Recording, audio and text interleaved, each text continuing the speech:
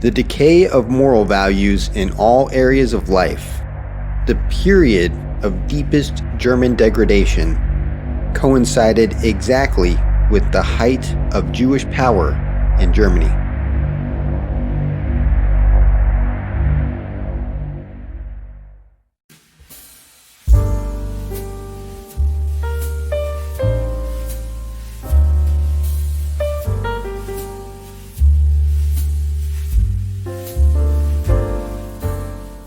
The Weimar Republic is the unofficial name that was popularized by Adolf Hitler of the German nation-state that existed from November of 1918 to March of 1933. It was named for the city of Weimar, Germany, where the constitutional assembly that established the new German Republic met. The official name of the republic was the German Reich. The Weimar Republic was established after Germany's loss in World War I.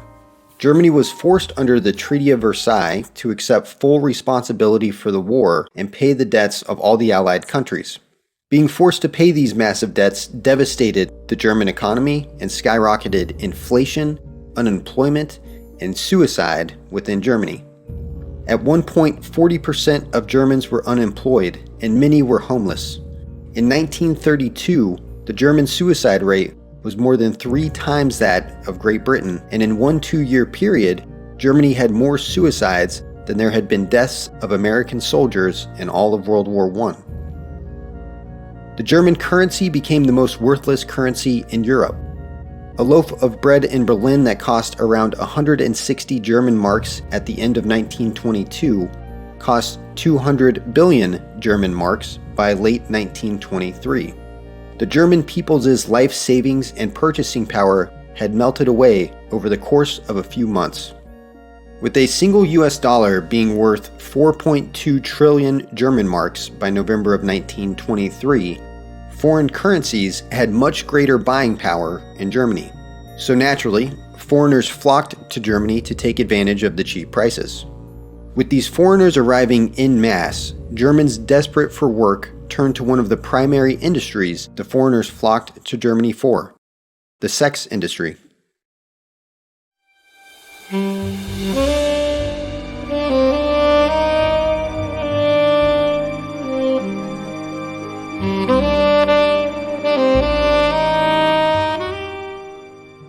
Germans began flocking to urban hubs in search of work, and no urban hub was more popular than Berlin. Prostitution in Berlin wasn't explicitly legal, but existed in a kind of legal gray area where certain aspects of the sex trade were regulated while others remained unregulated. However, enforcement of any laws restricting prostitution were lax to non-existent. On any given night, up to 100,000 prostitutes would line the streets of Berlin. Every type of prostitute was available: midgets, pregnant prostitutes who lined up on the street according to how pregnant they were, prostitutes that purposefully tried to be ugly, prostitutes with acid-scarred faces, prostitutes with missing limbs, mother and daughter prostitute pairs, dominatrixes, even hunchback prostitutes. Interracial, intergenerational, forced or abusive sex acts were all available for the right price. There was also a large male prostitution industry, and homosexual men from across Europe came to Germany to pay for homosexual sex. And unlike most cities, Berlin boasted having not a single red light district, but multiple. Child prostitutes were bought and sold in Weimar Berlin in a booming industry. Advertisements for child prostitutes were even placed in German magazines and newspapers. A person could order a child, or any other type of prostitute for that matter, over the phone and have them a few short minutes later. British historian Sir Arthur Bryant describes throngs of child prostitutes outside the doors of the great Berlin hotels and restaurants. Bryant adds, quote, "Most of them, the nightclubs and vice resorts, were owned and managed by Jews, and it was the Jews among the promoters of this trade who were remembered in the after years." End quote.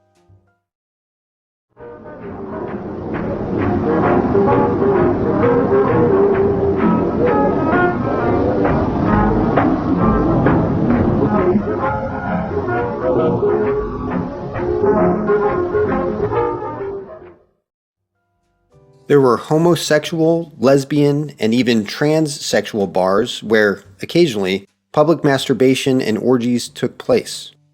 These homosexual bars weren't isolated or rare one-off outliers either. There were over 50 lesbian bars in Berlin and around 100 homosexual bars total. Drag shows and cross-dressing were commonplace in these bars.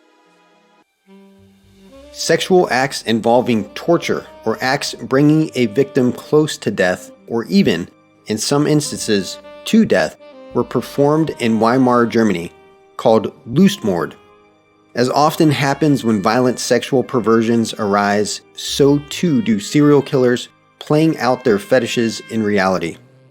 I refuse to name serial killers in my videos because I think it glorifies them, but you can look them up for yourself.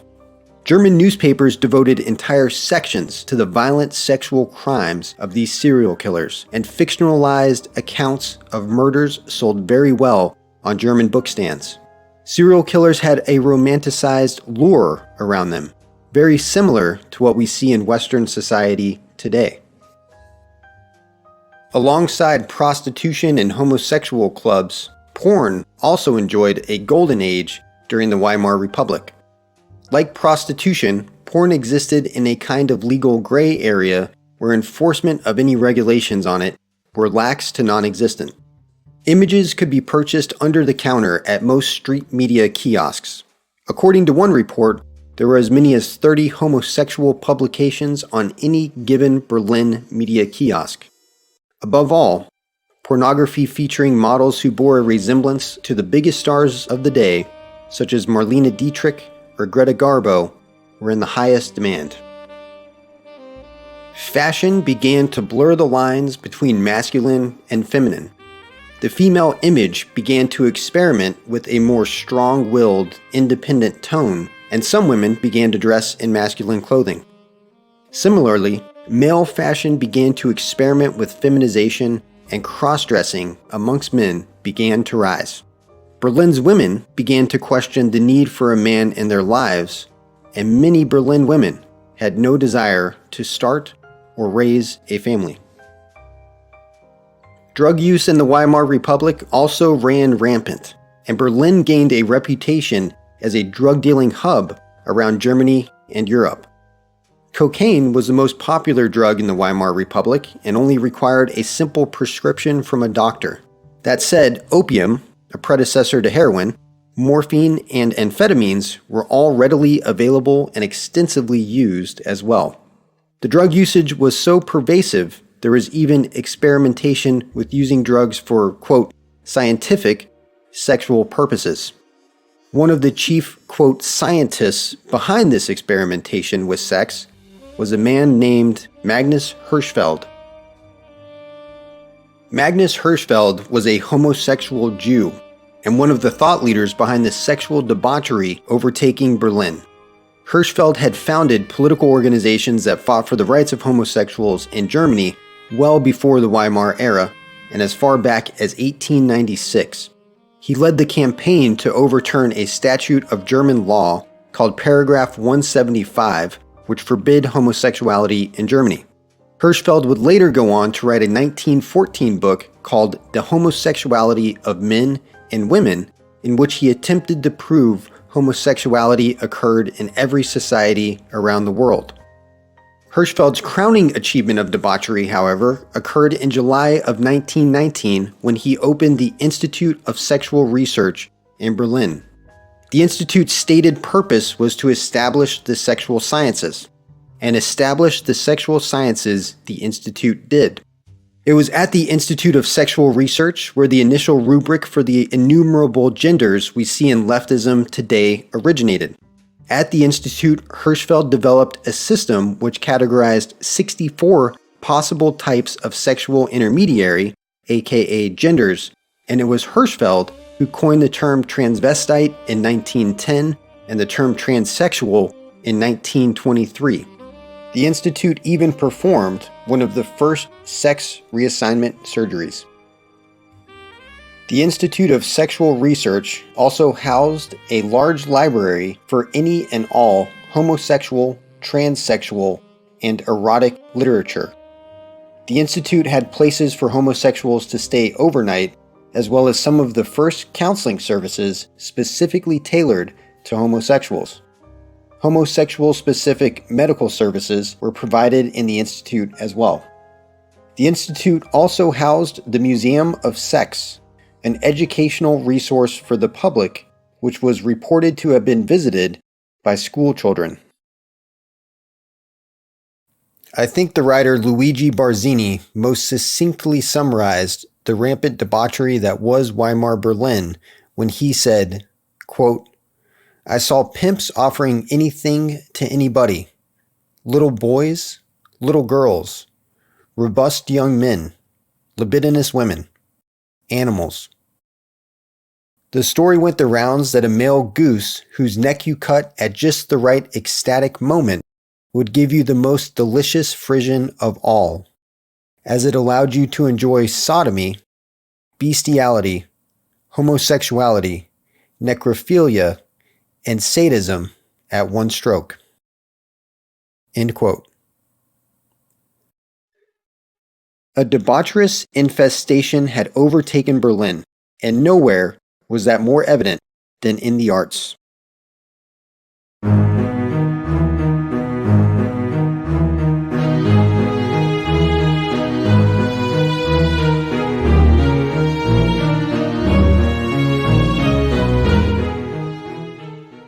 Art, music, and film in Berlin were overtaken by the sexual revolution and a move toward a Jewish-influenced anti-authoritarianism as well.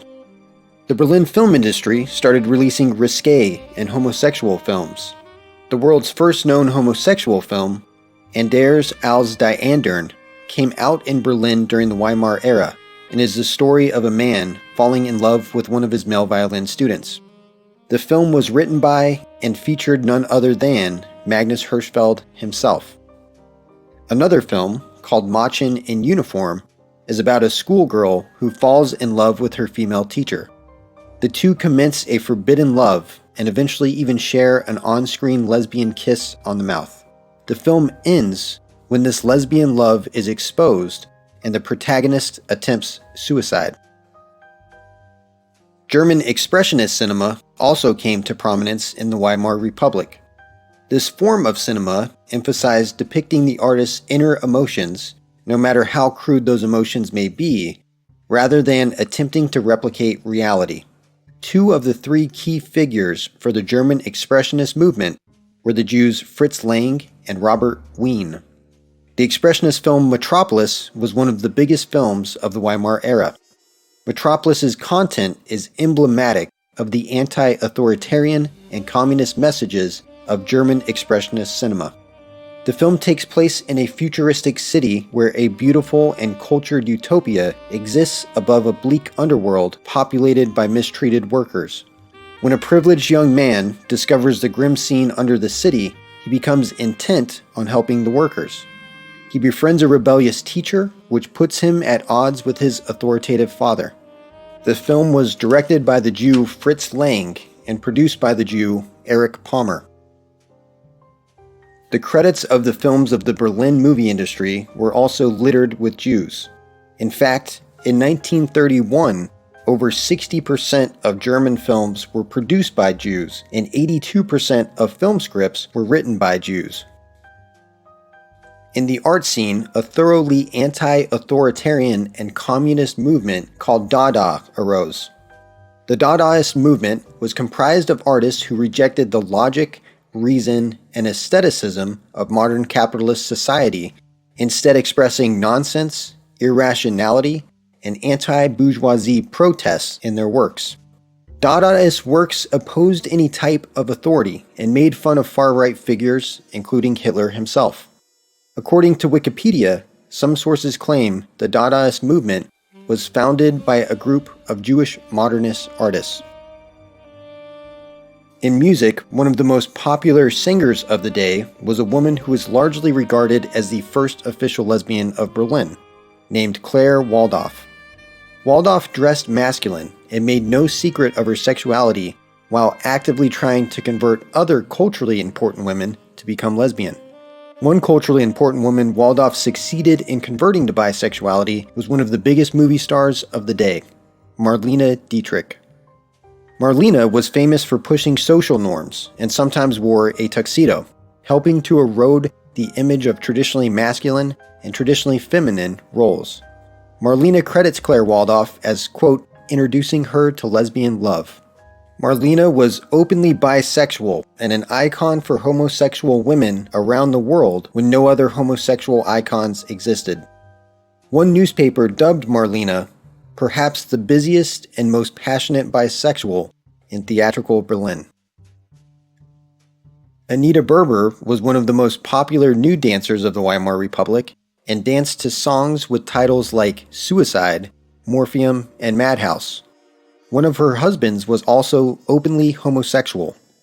In one famous story about Anita, she was being ignored by one of the tables she was dancing for, so she went over to the table, stood on top of it, and started peeing on the table while drinking their champagne. What a gal. One aesthetic element I think tends to be overlooked in most writings on social decay is architecture. It should come as no surprise that the principal architecture movement of the Weimar Republic, called Expressionist architecture, also took a turn from an aesthetic focused on beauty and perfection toward an aesthetic that focused on, quote, distortion of form to create an emotional effect. This architecture is generally perceived as hideous or repulsive. I'd also argue there's a larger psychological component to this expressionist architecture. This ugly architecture contributes to social decay by glorifying the more disgusting elements of society and humanity. It subconsciously undermines the idea that society should strive for perfection, and instead is a call to accept society's more heinous elements. This repulsive architecture is, in my view, anti-authoritarian and destructive to social norms. Two of the key architects of the Expressionist architecture movement were the Jews Bruno Taut and Erich Mendelsohn.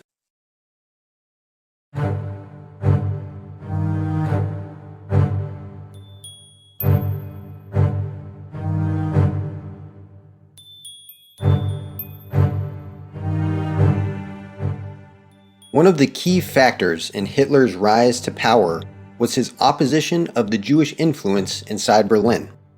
As such, this video would be incomplete without looking at the Jewish influence that existed inside Berlin, or possibly more importantly, the German public's perception of the Jewish influence inside Berlin. Here are some of the figures I think best illustrate the Jewish overrepresentation in the Weimar Republic. All these figures should be viewed in consideration of this fact. Jews made up less than 1% of the German population in the years of the Weimar Republic. In politics, the author of the 1919 German Constitution was the Jew Hugo Preuss. 1/4 of the members of the 8-person Council of the People's Deputies that established the Weimar Republic were Jews, Otto Landsberg and Hugo Haus. The main competing faction against the official Weimar government was headed by the Jew Kurt Eisner.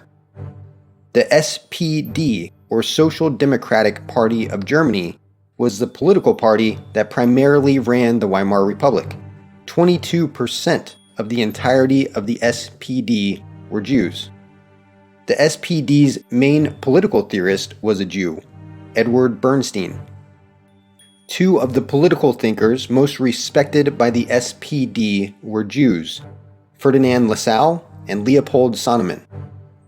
SPD's, quote, foremost theoretician of this century was the Jew Rudolf Hilferding. SPD key figure, industrialist, and political thinker Walter Rathenau was a Jew. The vice president of the Berlin police was the Jew Bernhard Weiss. In the first Weimar administration, Vice Chancellor Eugene Schiffer was Jewish, as was Weimar Interior Minister Erich Koch-Wesser. 15% of the members of the Reichstag, or the German parliament, were Jewish. In addition to all this, a large number of the members of the political elite of the Weimar Republic were Jews. To name a few, Rosa Luxemburg, Paul Levy, Ernst Toller, Erich Mühsam, Gustav Landauer, Eugene Levine, and Karl Radek. In the press, the Olstein Press was the publisher of many of the largest German newspapers and was owned by the Jew Olstein. The Berliner Illustrierte Zeitung was one of the largest German newspapers. It was published by the Olstein Press, and its chief editor was the Jew Kurt Korff. The Vossische Zeitung was another of the largest German newspapers and was published by the Olstein Press. Its chief editor was the Jew George Bernhard. One of the other largest newspaper publishers was the Jew Rudolf Maas. The Berliner Tageblatt was the largest of Rudolf Maas's newspapers, and its chief editor was the Jew Theodor Wolff. Editor-in-chief of the SPD's party paper, Vorwärts, was the Jew Friedrich Stampfer. In the arts, the Jew Erich Palmer was a German-born film producer and executive. According to Wikipedia, quote, Palmer was perhaps the most powerful person in the German and European film industries in the 1920s and early 1930s. In 1931, over 60% of German films were produced by Jews, and 82% of film scripts were written by Jewish writers. Two of the three key figures for the largest film movement of the Weimar era, the German Expressionist movement, were the Jews Fritz Lang and Robert Wien. Two of the key architects of the Expressionist architecture movement were the Jews Bruno Taut and Erich Mendelsohn. Some of the most influential producers, directors, and actors in Weimar cinema were Jews as well. To name a few, Paul Davidson, Joseph Mandel, Jules Greenbaum, Max Reinhardt, Joseph von Sternberg, Fritz Kohn, Otto Walberg, and Peter Lowenstein. To conclude the arts, some claim the anti-authoritarian and thoroughly communist Dadaist movement was founded by a group of Jewish modernist students. In the sex industry, Magnus Hirschfeld was Jewish.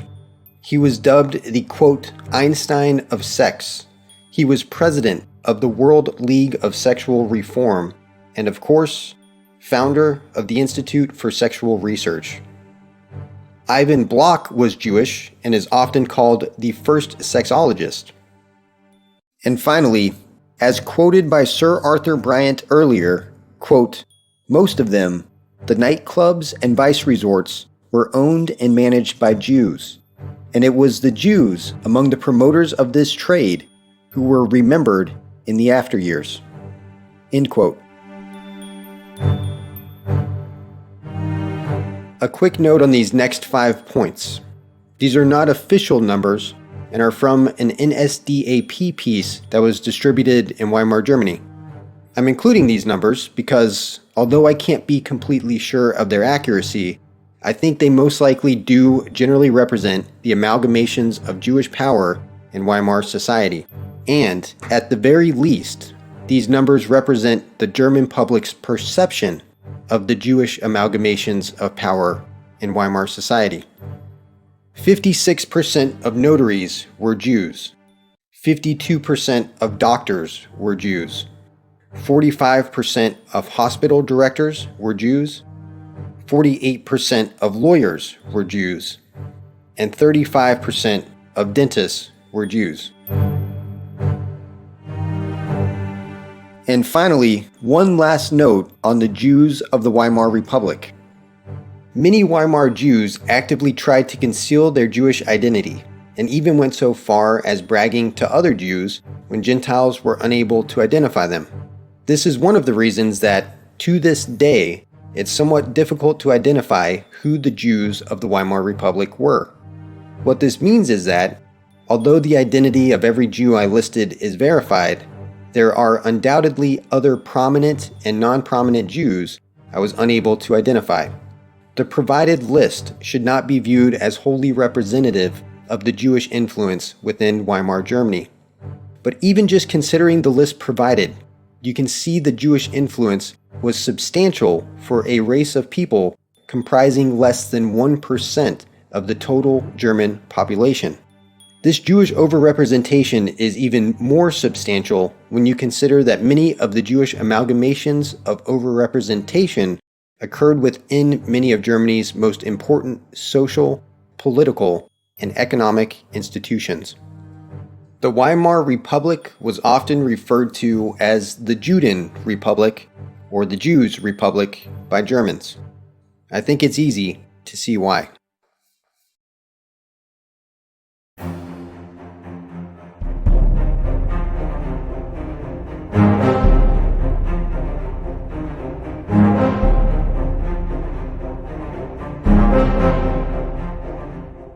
After Hitler's rise to power in 1933, Goebbels and the Brown Shirts began shutting down the homosexual dive bars that had risen to prominence during the Weimar Republic. They made one of the most popular homosexual bars in Berlin their headquarters after shutting it down. They pillaged Magnus Hirschfeld's Institute for Sexual Research, and Hirschfeld's books on transsexual ideology were some of the first books the National Socialists burned.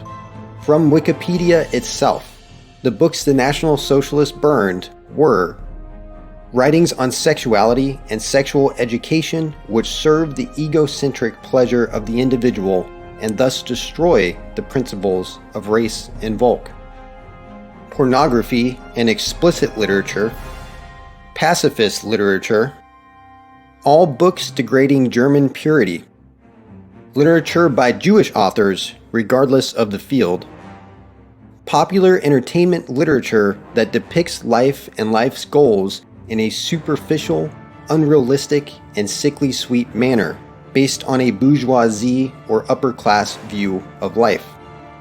The works of traitors, immigrants, and authors from foreign countries who believe they can attack and denigrate the new Germany. The literature of Marxism, communism, and Bolshevism. Literature with liberal democratic tendencies and attitudes, and writings supporting the Weimar Republic.